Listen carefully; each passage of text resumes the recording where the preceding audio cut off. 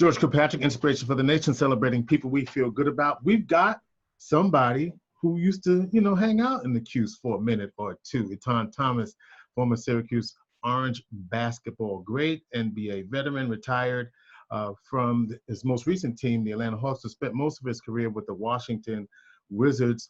He's an author, motivational speaker, writer for basketballnews.com, and he has his own podcast. Check the brother out. It's called The Rematch. I want to find out about that name as well.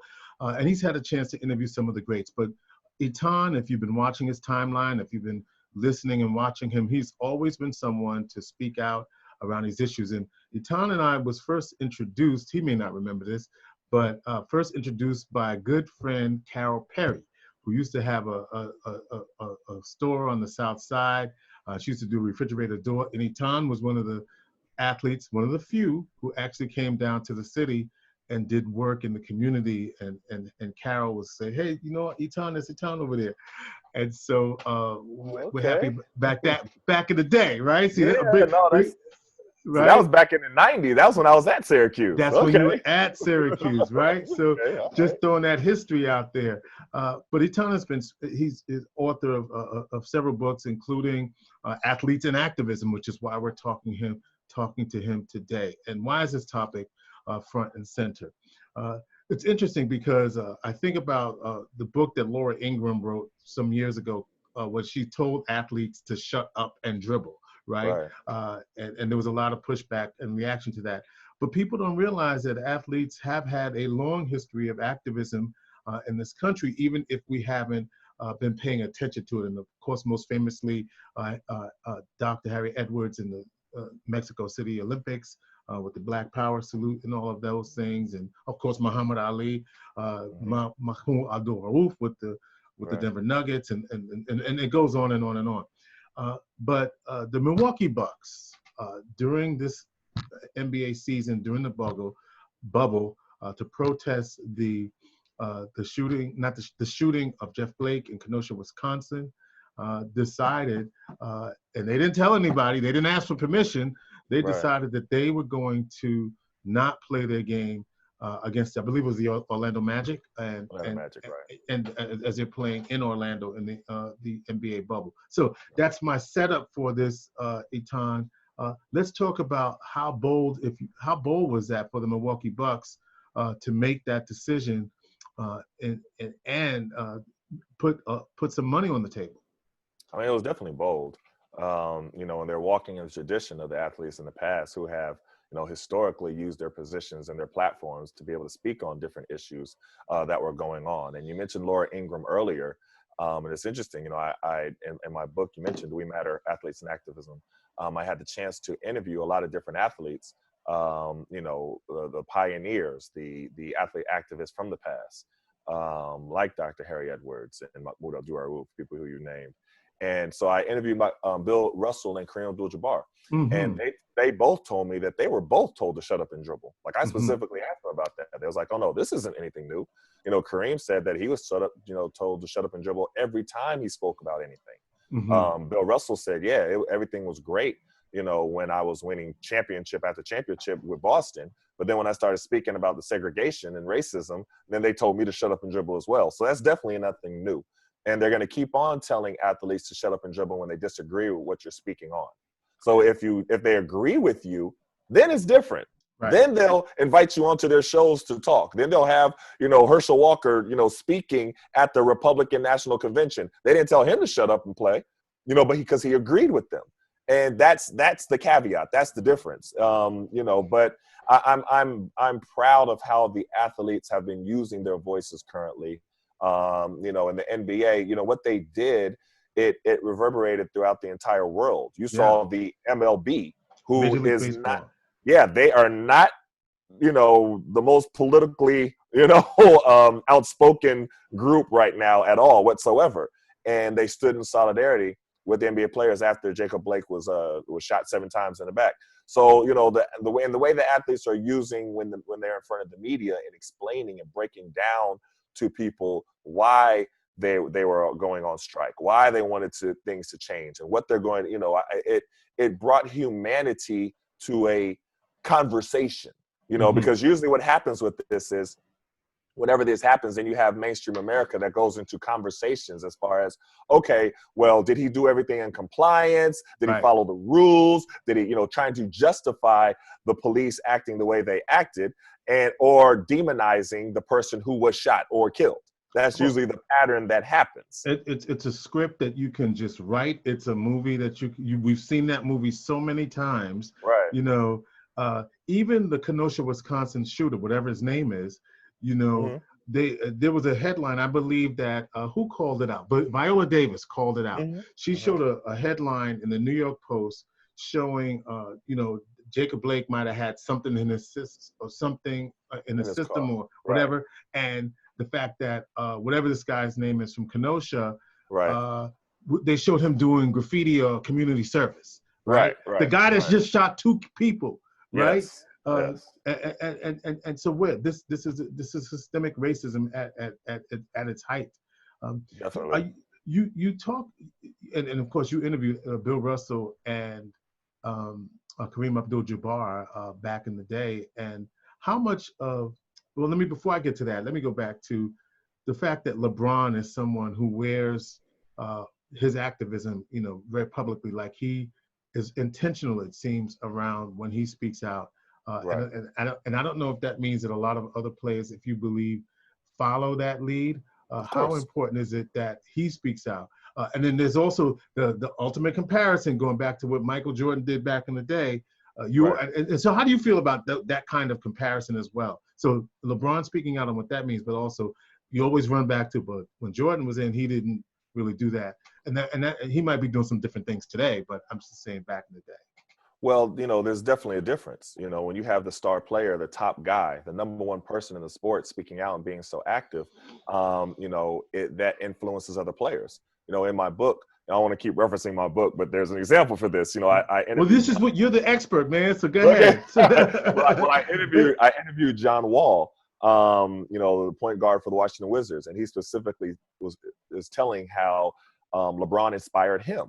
How you remember when all the players, it was LeBron, D Wade, Carmelo, and Chris Paul, they were all at the ESPYs. Yes. And before the ESPYs, right? So John Wall was talking about, he was looking up there and watching them. He was like, wow, they're using this moment to talk about Black Lives Matter and brutality and all this stuff, and he was inspired by it. So just his words and him explaining is how when you have the top players having the courage to be able to stand up and speak out on something, that inspires other players who are their peers to then speak out. And I truly believe that, that has a lot to do with why you're seeing so many players speak out right now. Now the contrast from back in the day, MJ was a top player, and he was not speaking out. But if you saw MJ speaking out, you would see a lot more people. You wouldn't just see Craig Hodges and Mahmoud Abdul-Rauf and nobody else. Right. You know what I mean? You would see a lot of people because he would have created an environment where the NBA had to kind of follow by the lead of their star player. And back then, David Stern, and they thought that anything that you did would take away from the bottom line. So that's why they kind of directed MJ to stay apolitical. Well, LeBron has figured it out to say, listen, I am the star player. I can say whatever I want to say. I am the league. And the league has to follow behind me, not the other way around. And that coming to that realization has had an impact on the entire league, because now, the environment has to succumb to what everybody is doing. They have no choice. That's the power of the star player using his voice. Do you think it's more than just performative, Etan, in terms of this Black Lives Matters on the court, and when the Milwaukee Bucks protested, then the whole league, it was like because everybody was waiting for what LeBron was going to do, right? What were the Lakers going to do on the day that happened? Because that was the last one of the last games that's going to happen. And when it was decided that they would all do that, then the NBA came behind it, right? Major League Baseball. I know the NHL was very, very. They said they were. I know the players were somewhat disappointed. There was an article that I just read, and I don't know if you had a chance to read it, by Akim Alou, who is he was a Russian-born, moved to Canada, and so it's a heart-wrenching article about his experience growing up as a Black Russian hockey player, then moving to Canada. I'm sorry, he was a Black Russian in Canada, and it's in the Players Tribune, and he wrote this piece in June about his own experience coming up and how he wanted the NHL to at least say a little bit more, WNBA falling into place. But do you think it's more than just performative by the NBA, or do you think they really that this is about real systemic change, raising their voices? You know, we still don't have cops arrested for Breonna Taylor. There's another Daniel Prue in Rochester that that just happened, right? That just happened, or we're just seeing it. It happened like in March, and right. And so, is it more than performative? Where do we go from here, Etan? You think, in terms of not just how sports going to react going forward, but then as a country, how we move? Like, what do you think about? I think it's twofold. There's a lot to unpack with this one. I think that I have to applaud the NBA players for, first of all, using their position and their platform to bring attention and awareness to this issue. The fact that there was a work stoppage completely, everybody had their eyes on them. And they used the way when they expressed, when they was in front of the camera, exactly why. So hearing Doc Rivers, which was a coach, the referees were taking a knee. Right. You know what I mean? Like everybody. Right. And so the fact that they did all that together and they verbalized to the media why they were doing it and humanized the issue.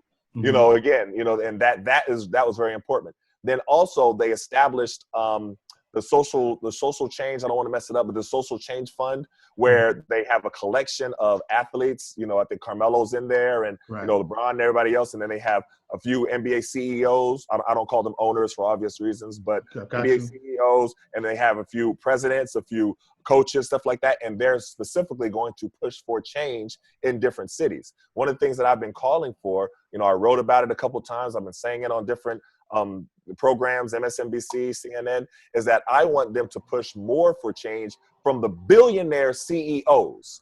So you have the Mark Cubans, you have the James Dolan in New York. So let's deal with James Prince money, right? Yeah, right. So they have their billion. It's different than millionaire NBA players.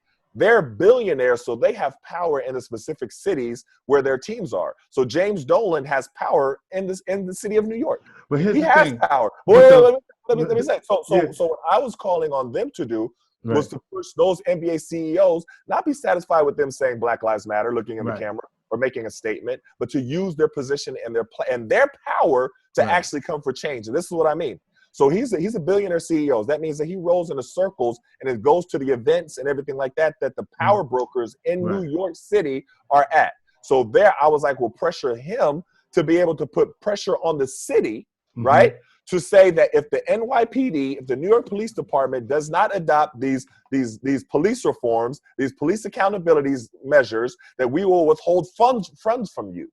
And that's when you see change, because when people even threaten to affect your bottom line or to cut funding, you see change happen immediately. And those billionaire NBA CEOs have the power to go in that room and to be able to demand that.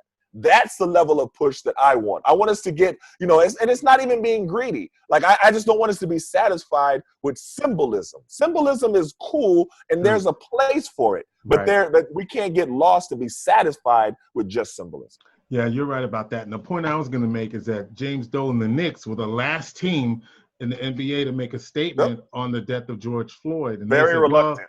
Very reluctant. Yes, when you say what we need James Dolan to do, well, pushing, dragging, and screaming to do it, because and I'm a diehard Knicks fan. I was born. I grew up a Knicks fan. But the thing about it is, it's not requesting for them to do. It's pushing them to. That's not request. Not please if it pleases you, but demanding that this is, and that's what I'm saying. I want the NBA players to use their power, even get greedy with it. And it's not even being greedy. It's just something that will have specific change. Let me ask you about two things that I know are close to you: Coach Boeheim and Coach John Thompson. So Coach Boeheim for the Syracuse Orange has recently been noted by, I was listening to some newscasts or sportscasts, more recently speaking out directly around these issues. How you feel about that? I mean, I've had, people talk about and ask me all the time about my experience in Syracuse, because I've always been outspoken. And I'll say that I've never had any pushback from Coach Boeheim whatsoever on me being outspoken, not Right. once. I mean, the first day that I stepped a foot on Syracuse, I was part of a big protest on campus when they were protesting the DPS having pepper spray. And because the thought was that they were going to pepper spray all the black and brown people whenever there's a little issue and pepper spray everybody. So I was right there on the protest. So I'm right there with Roland Williams, next to Roland Williams, who was on a football player. And the newspaper caught a picture of us, and we were on the front page of the Daily Orange, and that was my first day. So I talked to Coach Boeheim, and he said, he did his homework on me because I was outspoken in high school. He's like, the only thing I'm going to tell you is that if when you take a stand on something, be prepared to back it up. Be prepared to defend your position because they're going to come to attack you. And I was like, yeah, I'm prepared for that. And he was like, okay, you're getting no problems for me. And that was my relationship with him. Now, other programs are not like that, but that was my relationship with Coach Boeheim. So you're pleased then that he's speaking out more around these issues around social justice? Definitely. I think he has to. You can't be the coach of black players for decades and not speak out about black lives. You know what I mean? I would have blasted him if he didn't say anything like that. I would have been personal media. You know what I mean? Because you can't do that. He has profited off of black lives for a very long time and profited nicely. You know what I mean? So yeah, he better speak up and say something. Etan, I love the fact that you keep it real and tell it like it is. How did you develop such a close relationship with the late John Thompson, who passed away this week? So interestingly enough, I grew up wanting to go to Georgetown. That's where I wanted to go, and I actually went to their camp. I wrote a piece about it in a news site, basketballnews.com, and I was telling about how I went to Georgetown camp when I was in 8th grade. Like, I wanted to go there. I wanted to be the next big man next to Alonzo Mourning and Patrick Ewing. I was a diehard Knicks fan, and Mutombo and Othello, and I wanted to be me. You know what I mean? Right. So, but at the time, my senior year, they had literally 5 big men. Oh, yeah. 5. They had Jahadi White, Boomshay, Boubacar Al, Jamil Watkins. You know what I mean? They had a crew. Yaya Dia, y'all remember him? He was 7'2". So I would have been behind 5 different big men. So he said, honestly, we don't need any more big men right now. And, I was crushed. To be honest with you, I was crushed. Now, I knew I was going to go to the Big East because I love the Big East style, the whole Big East culture, everything like that. So it was you fit right in. Schools. Yeah, so the only schools I looked at were Big East schools. St. John's, Villanova, UConn, Miami, but Miami was a little too nice. I was like, okay, it's a little too beautiful down here. I need to go, you know what I mean? You need to go where you're going to put that work in. Man, Miami, I was like, goodness gracious, this is like everybody walking around like a tropical paradise. But so I went to Syracuse and we were rivals for 4 years. But then when I came here to DC with the Wizards, he's here and he was in the radio, and that's where we developed a relationship and a friendship. And he supports my events. I would look up in the crowd sometimes at some of my poetry events, and I would see Coach Thompson there. You know what I mean? Or like, I remember at a debate, I was there at Georgetown, and he had his whole team there. The whole team, a young Jeff Green and a young, Patrick Ewing Jr. They were all there taking notes, like in like the front rows. And so he just supported me, and we talked a lot. So we developed a mutual respect for each other. What did he mean to the sport? What did he mean to young black men coming through Georgetown? Oh, I mean, when you talk about, all you have to do is just hear the guys, like Alonzo Mourning and them talk about him. I was teammates with Jahadi White here with the Wizards, and he would just talk about what he instilled discipline and, he accountability, and, he pushed you on and off the court and said, no, you're going to graduate. It's not an option. You're going to graduate. And, he instilled in them the value of education, and then educated them, like for black families, you're educated in the books, and then you have to have a separate education about society. And he provided that separate education for his players about being a black man in America. You know what I mean? And that was the part that I would read about when I was young. I was like, oh yeah, that's definitely the coach that I want to play for. You know what I mean? So, but it was a blessing that I had somebody like that at Syracuse who was Coach Lewis Orr. That was and I had him for 4 years, and he was only there for that little bit of time. He wasn't there before, and he wasn't there after. He left after. So it was just a blessing that I needed that. I needed that connection with a coach to push me to all the things I just said about Coach Thompson. That's what I got with Coach Orr. Etan Thomas is a NBA veteran. He is a author. He's talk quickly. Tell me about your podcast, The Rematch. So The Rematch is a podcast that I do, and I didn't like the way sometimes guys were casted in the media, and I wanted everybody to have a redo, to have the real story. I wanted to be like, honestly, if you remember Harry Allen from Public Enemy, the media assassin, that's how he was. So I wanted to be the anti-me. So I wanted to be a different type of media where I let them tell their real story and the real person. Like I just had Gilbert Arenas on, and it was probably the realest interview that I've ever seen him do. Not just because it's me. I've seen him do other interviews, and he's casted a certain way. I played with him, and I was like, you know what? A lot of people know Agent Zero, or they know No Chill Gil, or they know, Hibachi, but they don't know Gilbert Arenas. And I knew Gilbert Arenas as his teammate. So I wanted to be able to show the world who Gilbert Arenas really is. So I just did that, and allowed people to just really retell their stories. So I had Kareem on, Craig Hodges, Jamel Hill, Adam Silver. Another thing that I like to do is I like to have discussions, debate with people. I think there's a lost art of healthy debate. Right. That's another aspect that I have with the rematch, of being able to go back and forth and present. I was in speech and debate in high school. So, I kind of want to bring back the art of healthy debate and exchange of ideas, not personal attacks and yelling and screaming and stuff like that, but just exchanging different perspectives. So that's what I do with the rematch. Yeah. And so we can find it on all of our favorite services that stream, Apple. Yeah. Well, actually, because I'm writing for a site called basketballnews.com, and they want me to bring the rematch under their site. They enjoyed my writing, so they want to bring it all under the umbrella. So it's all going to be under basketballnews.com. So I'm looking forward for that too.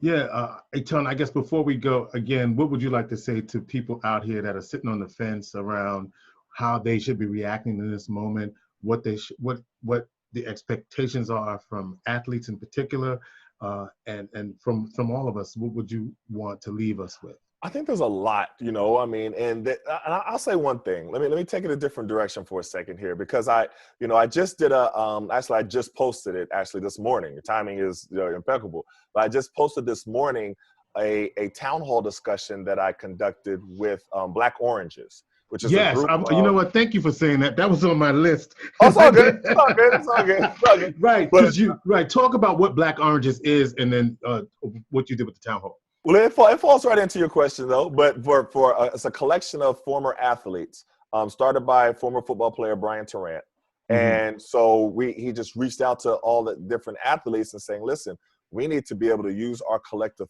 power and our influence to really push for change, especially at Syracuse University. And everybody that knows, that's been paying attention, there was a lot of bad stuff that happened last year at Syracuse University racially. There's over 25, 30 different racial incidents that happened, and when I talk about racial, it was like the movie Higher Learning. If you remember that movie, like it was like a swastika painted on the wall, a black, sister called the N-word, a white supremacist manifesto emailed to all the different Black and brown students, like crazy stuff. And I don't think that the university responded as swiftly as they should have responded. And I think that, that I met with a lot of the students from Not Again SU, which was the name of the organization that the students kind of got together and to protest and demand that things be, people be held accountable and things like that on campus and take responsibility for it. And then they had run-ins with the DPS. And the DPS is completely different now because they're all armed and armed to the teeth. Right. Different, so when I was protesting at the DPS in 1996, we were protesting them using pepper spray. Right. Now they're armed like the cops are armed. Yeah. And that's terrible. They think that, you know what I mean? And so the whole mentality is different. So what I moderated a town hall discussion with Black Oranges, and Black Oranges have grown to over, we just started like 2 months ago or a month ago or so, and we already have like 150, 180 different former Syracuse athletes. And we're going to look to try to get that number to double, by the end of the year. And the more that we're doing, former athletes want to be involved because we have collective power. and influence. And some of the times we need to be a liaison between the current student body and the administration. Sometimes we need to be able to, support the students as much as we can and use our power and influence. I mean, it's a lot when you have Derek Coleman supporting you. You know what I mean? When you have names like Sherman Douglas supporting you and stuff like that. So we wanted to collect everybody, and we're all going to give, because it was a sad, when I left. So let me back up a little bit. I was at Syracuse. This is the last trip I took before coronavirus. This is in February. It was John Wallace's retirement ceremony. That was in February. I brought my son with me. And so during that time, we had a panel. No, it's not called a panel. I forgot what it's called. It's kind of like it's like a town, but it's like a discussion with Not Again SU students. Yeah. And a roundtable, that's what they called it, a roundtable discussion, right? So I sat there and I talked to them, and I'm listening to them, and that was in the middle when they were all protesting. They were still had the takeover right? Yeah. And so I'm listening to all this stuff that these young freshmen and sophomores are dealing with, and I was heartbroken. Like, I left there saying, I don't know if I want my son to come here.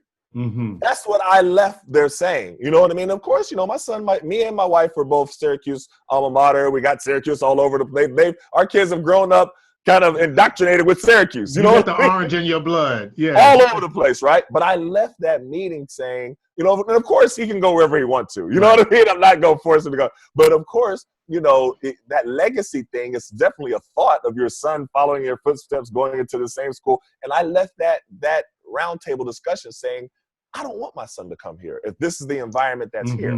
So I let that. And so when Brian Tarrant reached out to me and said, I'm formulating this group of former athletes, I was like, oh, I'm all on board. Let's do this. We got a lot of work we got to do at Syracuse on campus. And so when we had this, I wanted to bring the discussion that I had at the roundtable to all of Black Oranges and let them hear, because when you read about it reported, they didn't give you all the details of what was really going on. I wanted them to hear directly from the students of what was going on. So, we had a town hall, and, a lot of them were very surprised to hear what the students expressed, what was going on. And so we're going to keep on pushing. We're going to meet with the DPS. We're going to try to, have some people held accountable for this. We're going to look at the different practices that they have, the different hiring practices that they have, the different, so we're trying to help a situation, because we want Syracuse to be better, and we want Syracuse to do better. And no student should feel unsafe on Syracuse's campus. And that's what we heard from the students from Not Again SU, that they felt unsafe. And that should never happen. That should never be. They should have all the support they need. They should feel comforted, supported, secure, safe, a Syracuse family, all of that. So that's what, we want to push for, because I want to be able to say, in 4 years, my son is just turned 15. I want to be able to say in 4 years that, hey, if you want to go to Syracuse, this is a good option. You know what I mean? I want to be able to honestly say that. And right now, I don't feel like I can say that. And that speaks for itself, right? And you have the influence now with these nearly 200 former athletes, right? 200 former athletes who are coming together collectively to use their power, influence, and voice. Because one thing we know Syracuse listens to is their athletes, right? No question. Because it's all it is. You know what I mean? That's what's bringing home the bacon. Well, Etan, listen, we appreciate you taking some time with us. Catch the rematch. So right now, it's not under basketball news yet, or will be. Where is it right now? It will be soon. So right now, it's on flytv.com. That's the name of it. Flytv.com. Flytv.com. If you go to my website or my Twitter, which is at Etan Thomas 36, or it's right in my what's it called? The bio, the heading part. Right.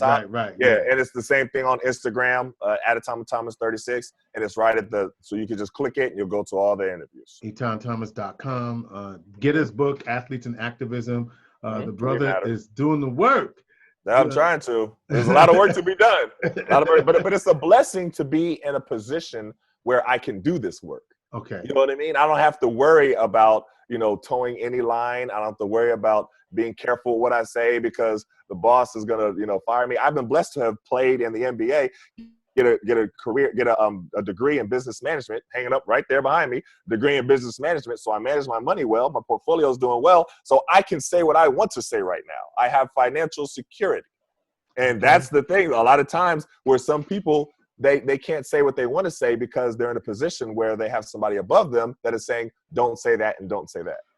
And then you just opened up another conversation of how young athletes do what you're doing. But I ain't going to start no mess because there won't be no mess because it's a whole nother conversation. So we just got to connect back with you so we can talk about that because what you just said is so critical. And we see so many young men who made millions and don't have a penny right now. Right. So unfortunately. Right. Etan Thomas, EtanThomas.com, Etan Thomas 36 on all of his social media. Check the brother out. He's got something to say. And I really do appreciate your work that you're doing. Played at Syracuse in the late 90s. Late 90s. Late 90s. Back in the day. Back in the day. And gone on to have a great career in the NBA. Etan Thomas, thank you so much. Inspiration for the nation.